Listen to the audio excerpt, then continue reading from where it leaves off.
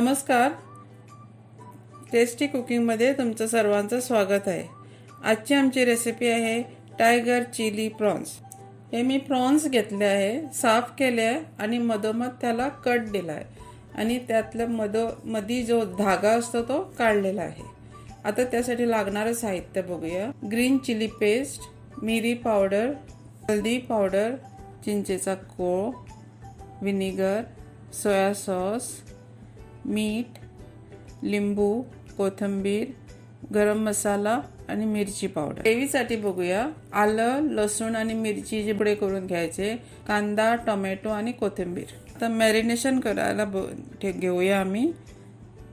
त्यासाठी मीठ, अर्धा चमचा मीठ, 2 चमचे ग्रीन चिली पेस्ट, 1 टीस्पून हळद, 2 टीस्पून मिरची पावडर, 1 चमचा गरम मसाला, अर्धा लिंबू, half teaspoon vinegar, 2 teaspoon soya sauce. तर ते सगळं मिक्स करून घ्यावं। मिरी पावडर,